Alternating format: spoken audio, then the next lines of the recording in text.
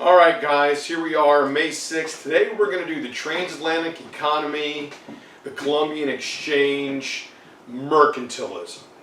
And so this is a good graphic. If we need evidence points, it'd be awesome if we had a DBQ on the Columbian exchange.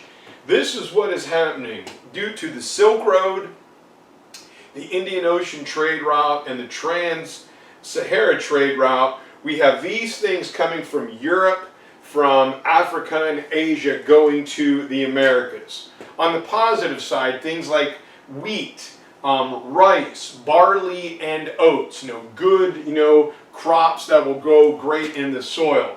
When it comes to livestock, think of like cattle, sheep, pigs, and especially horses will be brought over. That will change the landscape. Now, unfortunately, with those things comes the negative. Smallpox, the flu, typhus, measles, malaria, diphtheria, whooping cough. With the good comes the bad. All right, so we're going to get things like peaches and coffee beans and olives, a lot of citrus fruits and bananas, sugar cane and honeybees. And sugar cane is going to be nasty down here in the Caribbean, where the French and the Spanish are going to have these just wicked, nasty plantations. Coming out of the Americas, number one is corn. All right, big time corn coming from the Americas back to Europe, Africa, and Asia. Corn, tomatoes, potatoes, sweet potatoes, pumpkins, and squash. These rich, nutrient, high protein rich goods. Also things like peppers, tobacco, all right, brown gold like lumber, beans, vanilla, the always delicious, love me some pineapple, and turkeys. So from the Americas, along with lumber, all these goods are going to come, and we're going to circulate it around here. And so while that all sounds, most of it, pretty good, it's going to turn nasty, because what we have is the start of the economic theory of mercantilism and the transatlantic economy. We know from the other trade routes, Silk Road, Indian Ocean, Trans-Sahara, there's always been a lot of trading between the three connected continents, Europe, Africa, and Asia. But now we're going to hook into North and South America and create a real global economy. And so what we've got here, we're going to moving on into the 1450 to 1750 time frame. By the late 1700s, right? This is when everything starts moving and shaking and really, taking off. Everything begins to come together in this era. So, if I was a betting person, which I'm not, it's probably sometime in this era, the 1450 to 1750 is where, I would look for a decent question coming out of this era. So anyway, we have Europe, we have Africa, and now we are going to get North and South America linked together in this, triangle trade, transatlantic economy. Raw materials are going to be stripped, sucked, shot back out of the ground from these areas. And the Europeans are going to come looking for gold and silver. They're going to find some of that in Mexico and South America.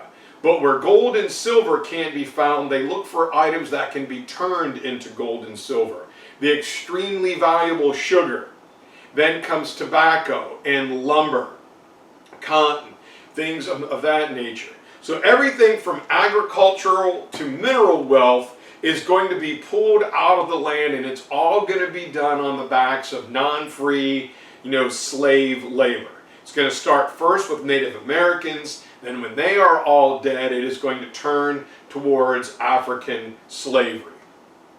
So at this time, I like to break it down into 4 stages of European contact. Number one, you want to go out and discover, you want to explore, like Columbus and Amerigo Vespucci and Magellan. You want to go out, Vasco da Gama, you want to find a new route, or you want to find new stuff.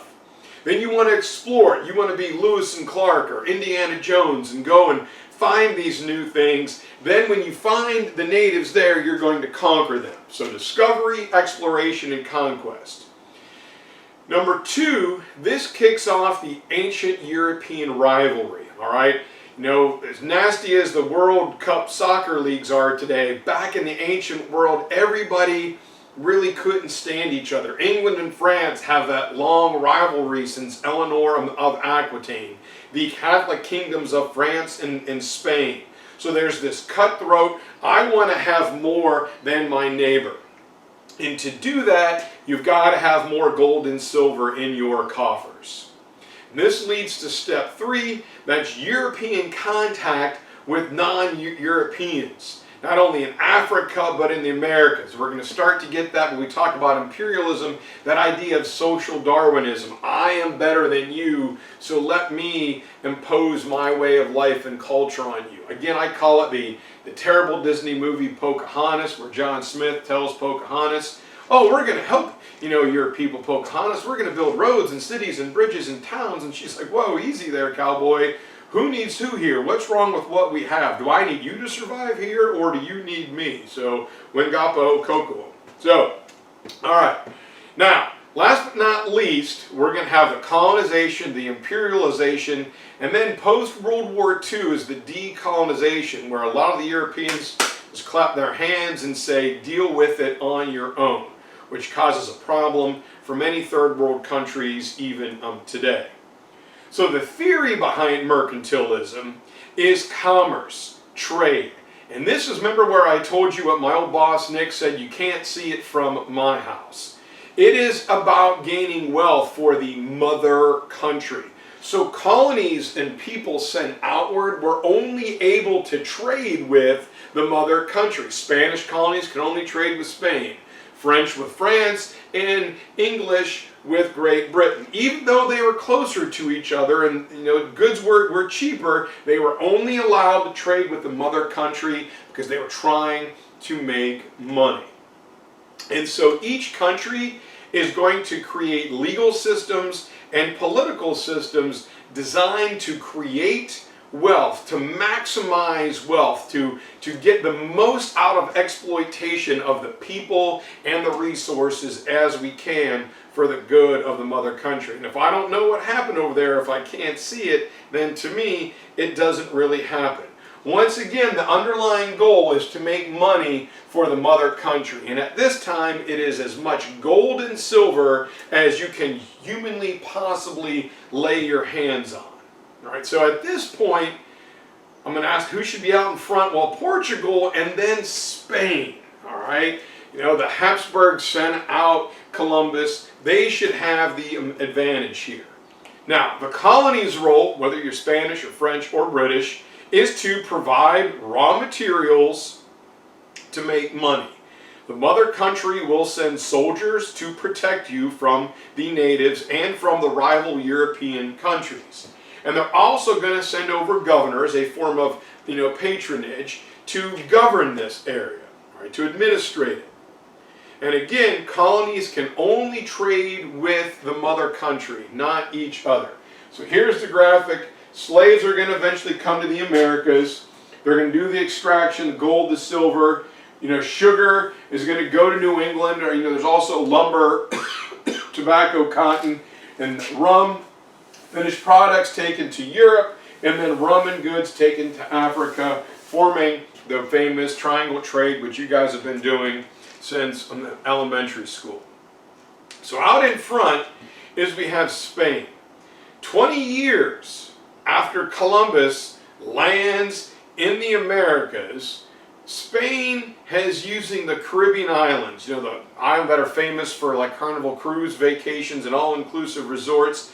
These are becoming staging areas. We're going to build up men and supplies to go inland and invade and find what is there on the larger continent.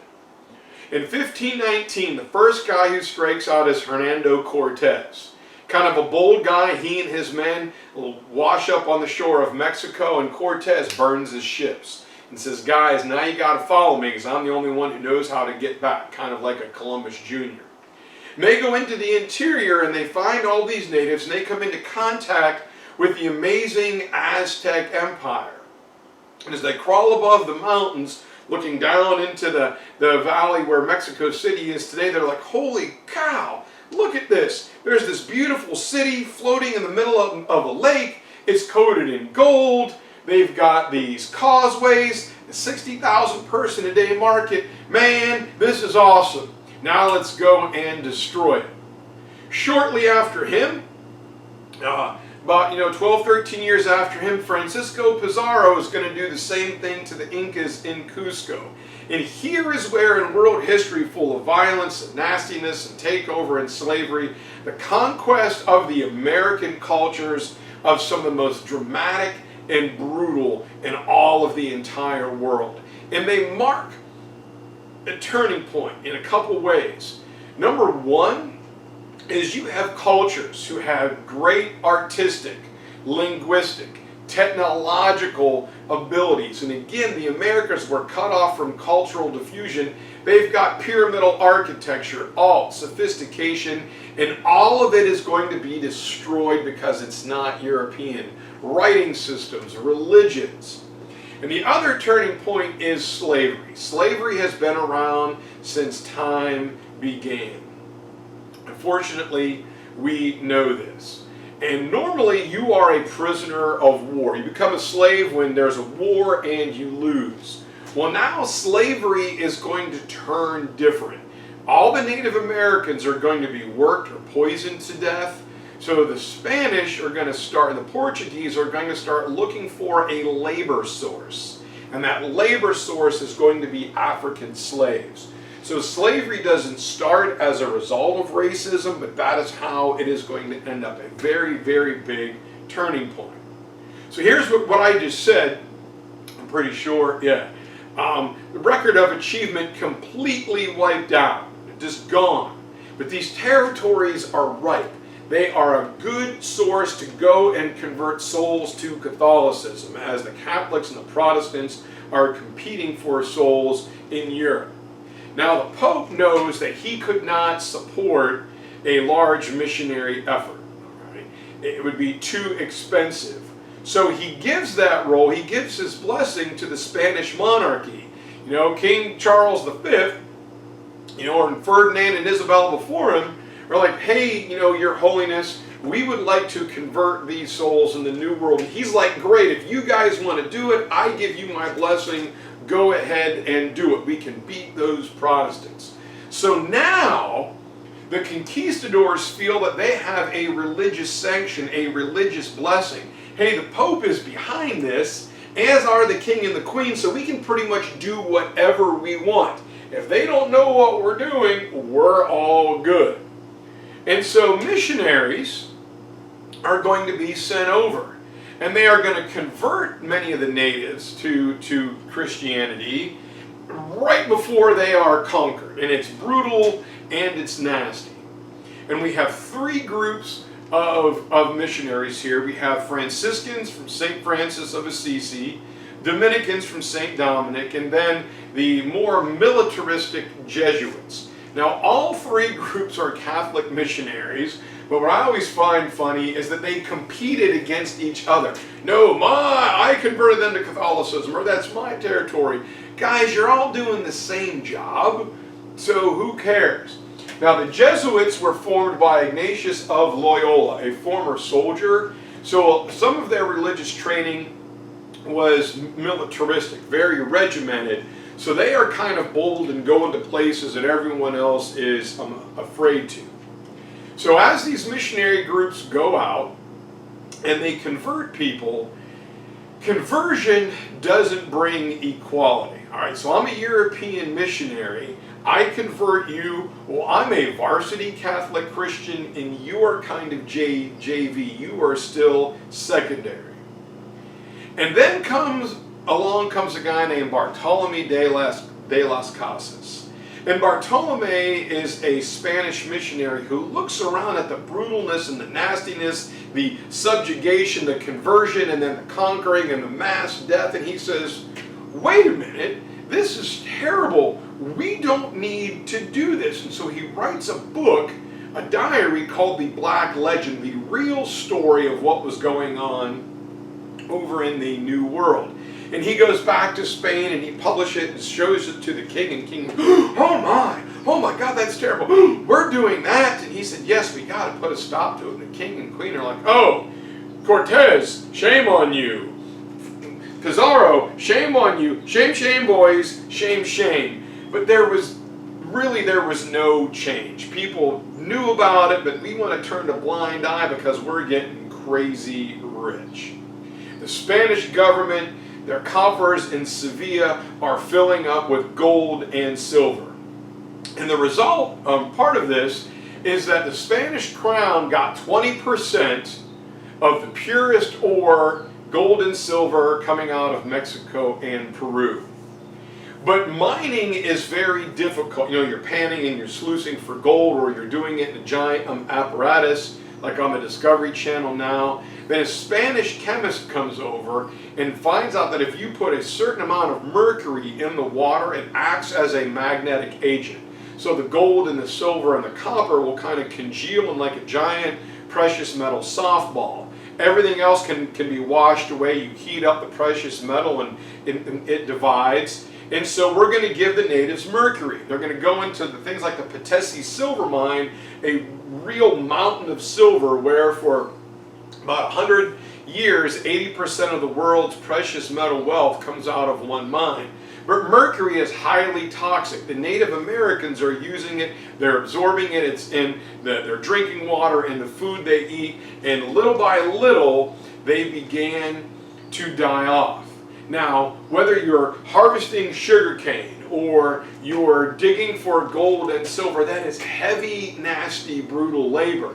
The Spanish sure as heck aren't going to do it. We're going to make the natives. Why pay somebody to do it when we can get them, who are less than we are, do it for free?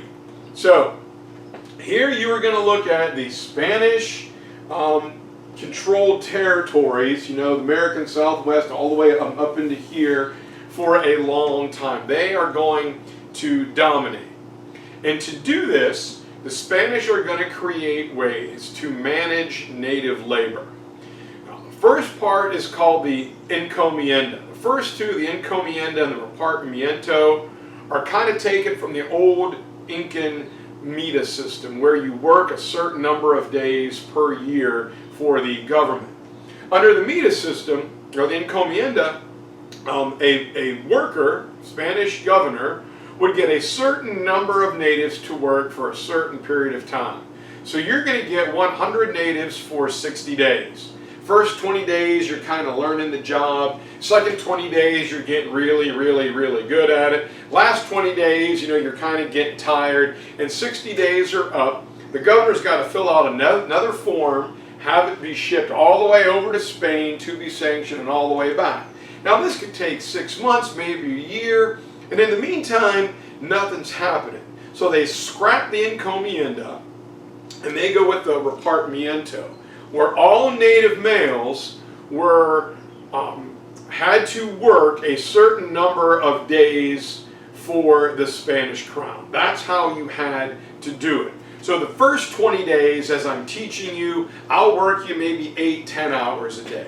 Second 20 days, you know, 21 or 20 through 41, whatever, I'm going to work you, you know, 12 to 14, maybe 15 hours a day. And then the last, you know, 20 days, I'm going to work you, you know, for days 41 through 60, I'm going to work you 16 to 18 hours a day, because if you drop over and keel over and die, it doesn't matter because I got a new group coming in. And the native population is just getting devastated. Now, one of my favorite things to do is go to a Brazilian steakhouse where you got one of those little, you get the little like disc, and if it's green they put meat on your plate, and when it's red you kind of hold off. Well, that comes down from the idea of the hacienda. The hacienda is the South American version of a plantation. The Spanish people and the workers have to eat. So besides mining, there was also farm work. And this is where large cattle farms are created. So you're growing the corn, you're growing the wheat, you're growing the beef cattle. And workers are on there. Now, they're still slaves. They are not permitted to leave the farm. It's like the company store I told you about, where you get your paycheck in company script, and by the time you pay your rent and buy your groceries and attend, pay off all your other bills. All your paycheck as a coal miner goes right back to the company, or the Hyundai example I gave you. So while if you had to pick, if you had to work on one of these, I think the hacienda, in my opinion, would be best, but you were still trapped, and farm labor is brutal, hard work. Trust me, I grew up on a farm. I can tell you. So, when the Spanish show up, there's around 50 million Native Americans at the time where Cortez and Pizarro show up. 100 years later, by the 1600s, there's only 2 million left. 48 million have killed from smallpox and disease, and blankets that were handed out that were infected, biological warfare, or by these brutal labor practices. So the Spanish are like, "Donde está el baño, por favor?" Where are we going to go and get some more workers? And they're like, Remember those Portuguese guys we talked to, and we saw those cats over in West Africa? They had those guys down there by the river, harvesting sugar cane. Let's see if we can go get some of them. So they sail over to Africa, and they say, "Hey, can we get some of those guys down there working?" No, this is, Songhai, Mali. No, those are our guys, but for the right price, we will go get you some. So this will give birth to the transatlantic slave trade. Now, over here, the Spanish are going to send out nobles, right, known as corregidors. Corregidor is going to be a governor sent by Spain. Early on, they are peninsulares, nobles born in Spain. And this gives the Spanish crown an outlet for patronage. There's only so many jobs or so many lands in Spain and the Spanish Empire in Europe, but now I can send you overseas. It is their children that will become Creoles, a Spanish noble born in the New World. And all of this wealth, because these guys have like unlimited power to govern in their territory, is run by the House of Trade, or the Casa de Contratación in Sevilla, Spain, where the bank vaults were, where the treasure ships would pull up in Cadiz. It would be offloaded in Sevilla, and all the gold was cataloged, giving the Spanish Habsburg crown a lot of power. And what the Spanish will do is they will build a big fleet, the Spanish Armada. Think of like Jack Sparrow and the Black Pearl. And part of the ship, the idea taken from the Dutch and the Portuguese, is going to be a cargo hold, but it will be heavily armed, and it will go in a convoy. In June or July, half the fleet will leave Cadiz. It will head towards the North Carolina coast and then go down into the Caribbean, where it will load up with, gold, silver, whatever, spend the winter in the, mild Caribbean under the Puerto Rican, the Spanish forts in like Puerto Rico or even St. Augustine in Florida. And while they're coming over, the loaded up Spanish convoy will be heading back to Cadiz. They did this every 6 months, a constant rotation, so there was control of the money coming in. And the Spanish get crazy rich, and they believe that there is an unlimited amount of money that's going to be pouring in, which will affect our next unit, absolutism. So here is the mountain in Patesi, with these veins in it, and this is literally a giant mountain of silver. Since the purest silver was in the middle, instead of digging from the outside in, they kind of hollowed out like a pumpkin at Halloween, the silver from inside. It was dark, it was nasty, it was brutal, it was cave-ins, but man, it was a mountain of silver ore, and the Spanish got rich. Now the French are going to be twofold. Down in the Caribbean, the French had massive plantations where they grew sugar, which was brutal, nasty labor, going into the swampy area. I've told you this a bunch of times, cutting out the sugar cane, dragging it in. They had 24 to 48 hours to dry it out, process it, and grind it up. Some of the slaves were down in basements, boiling it in already the hot, humid places like Barbados, places like that, just boiling in the heat, passing out, getting scalded by steam and you know, melting sugar. It was gross. So that was brutal in the Caribbean. Up in Canada is where the French are going to hit North America. They're going to come down the St. Lawrence Seaway looking for gold and silver, and they're going to be going, oh, beautiful mountains and, you know, trees, and look, there's a bear, there's a deer, there's a moose, there's a beaver, there's this and there's that. And the fur trade was big business. And so the French come in, fur traders and missionaries. And they are interested in trade rather than building large permanent settlements. They're not after land, they're after money. So they are going to build their first settlement in Quebec in 1608. And there they got along pretty well with the natives. They didn't try and conquer them. What they did was they wanted to trap sable, fox, beaver, bear, deer, you know, wolf. And so they begin to trap and trade with the natives. The only problem is they are, after the fur trade made so much money for the Spanish government, they had to keep going deeper and deeper and deeper into what is today Canada, because they were a trapping species almost to extinction. But they had the best relations with the Native Americans of anybody between Spain, England, and France. Now we come to the English colonies. You know, we all know the famous one, Jamestown in 1607, where Puritans are going to leave England coming for religious freedom and land grants. And it's King Charles, King James I, King Charles I are going to give land grants to their buddies. And the British, you know, even right here, you know, in our area, the British have by far and away the most interwoven, complex relations with the Native Americans of all time.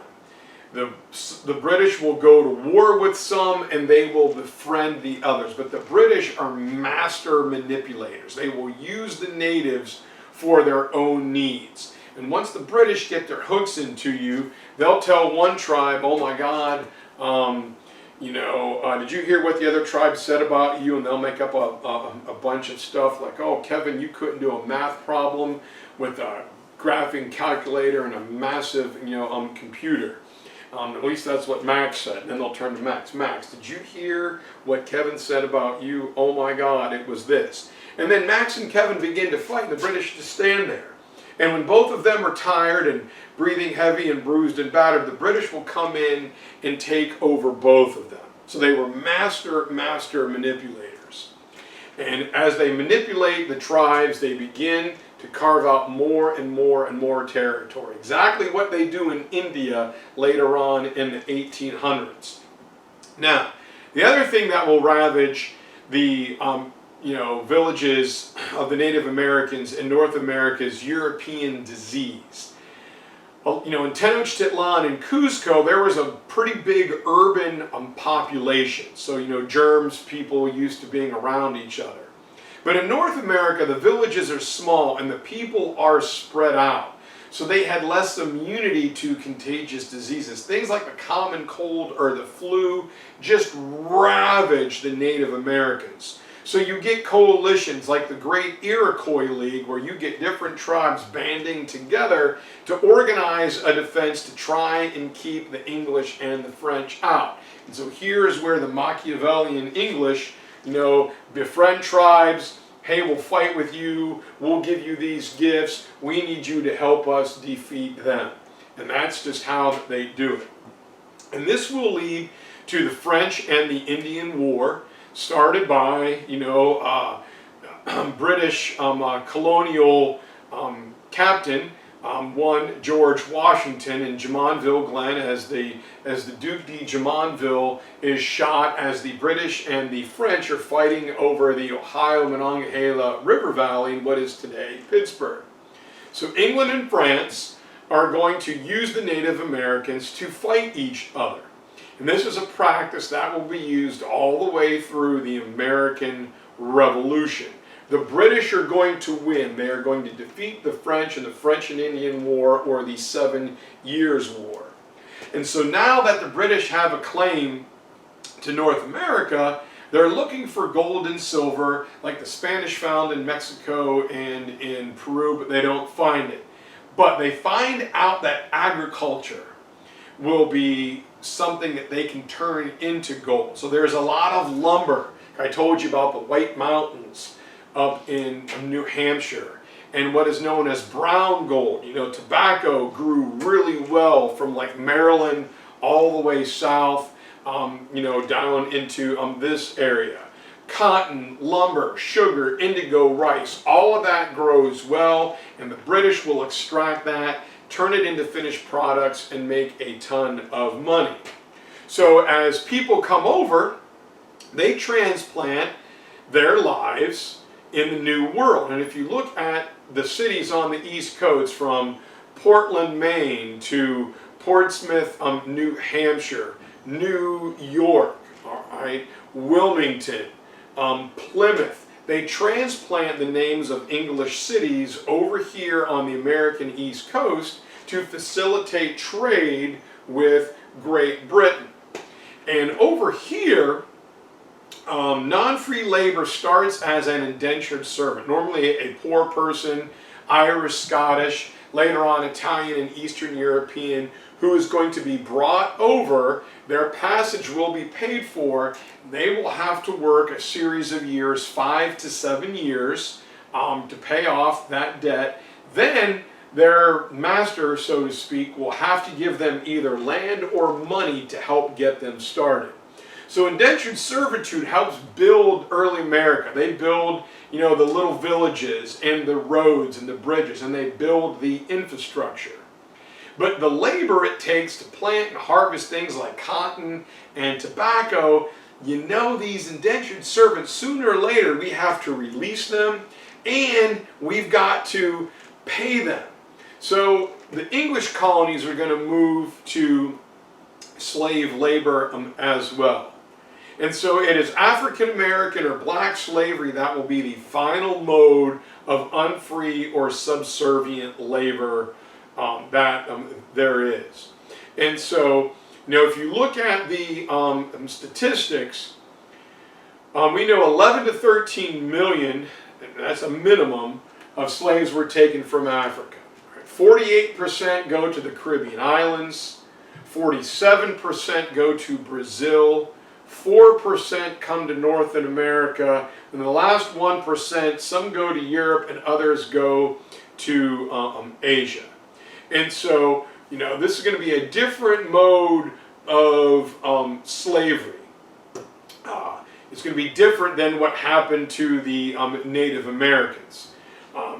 Due to the decline, due to the disease and the overwork and the mercury, Spanish, British, French said, you know, it sounds terrible, it's not racist yet, we need someone to do the work because we are not going to do it.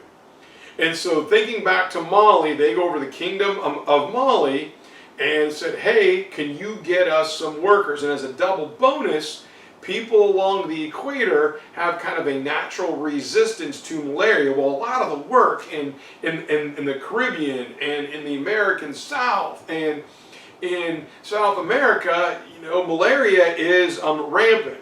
So that is, it was a labor source. We need people to do this labor. And what really starts it is the demand for sugar. Sugar, you know, people talk about cotton and tobacco. Sugar is the big driver of slavery. Going up until the Industrial Revolution, you know, tea time in England, while they have that tea break, because, you know, factory bosses would stop the workers and give them like sweet tea. Give us some sweet tea there, honey. They would jack people up on sweet tea and the caffeine to keep them working longer. It was an exotic spice. You were crazy wealthy if a guest came and you could offer them 1, 2, 3 cubes of sugar. So people in the Industrial Revolution fighting for worker rights said, don't drink the tea because there's blood in that water. You don't know how many people died or were abused to harvest that sugar. So sugar is the prime mover. And so here's where I mentioned earlier before that in world history you become a slave when you're a prisoner of war. But that doesn't always mean the slave is mistreated, because if you mistreat the slaves, somebody is going to have to do the work. Well, now it becomes brutal, it becomes vicious, there is social Darwinism, there is racism. In every society in the Americas that was touched by slavery is still to this day dealing with some of the effects of it.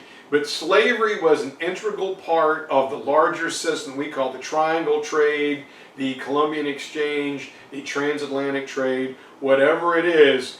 Europe to Africa to get labor, to harvest raw materials from the Americas, to be taken back to Europe to be turned into finished products. So the lumber taken from the English colonies, the English colonists will buy their bed frames and dressers and desks from Europe.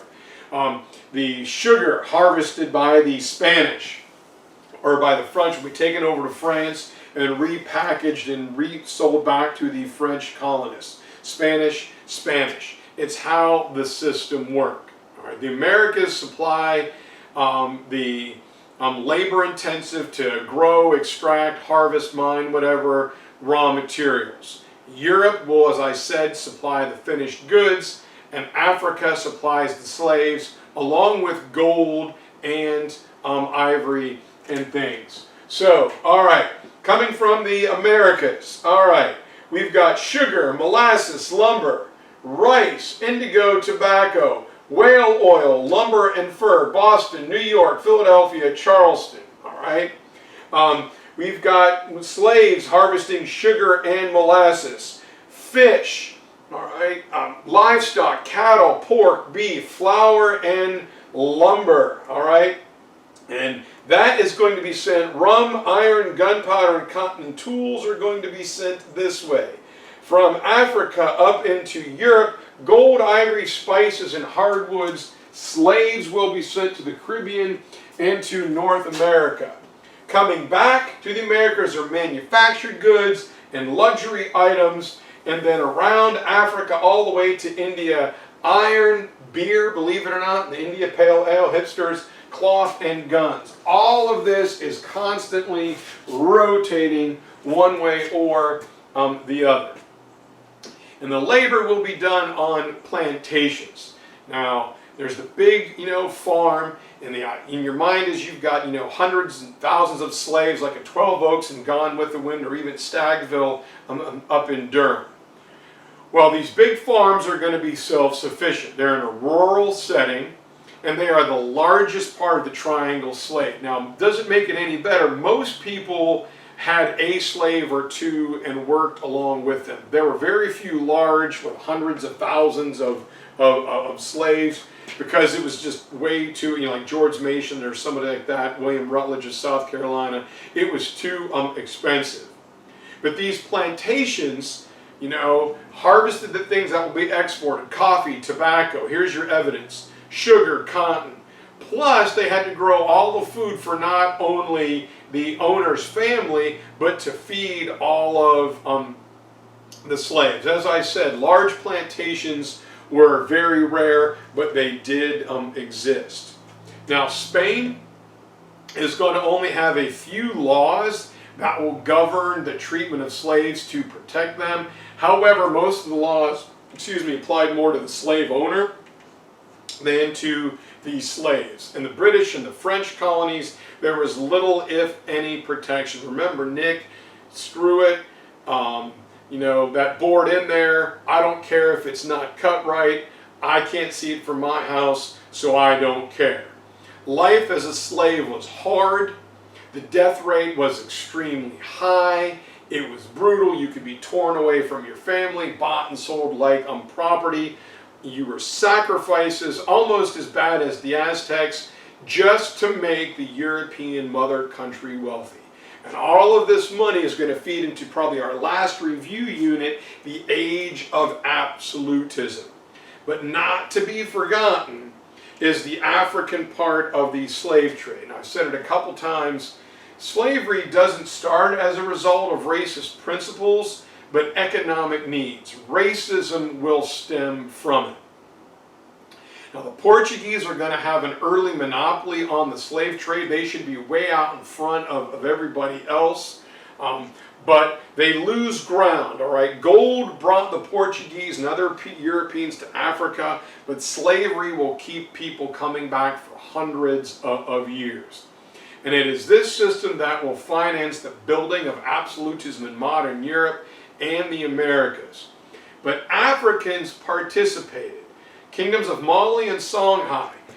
You guys need slaves? Well, those are ours, but we'll be happy to go get our rival tribes. And as land became scarce, we need water rights or grazing rights or farming rights, we'll capture our enemies, sell them to the Portuguese slave traders, because now not only do we get their stuff, but there's no hope of them ever coming back to counterattack us. And it kept the Africans near the coast safe. If I do business, I'll get metal, I'll get iron, I'll get weapons, I'll get wealth, consumables, all right, alcohol, tobacco normally, and that will keep my tribe safe.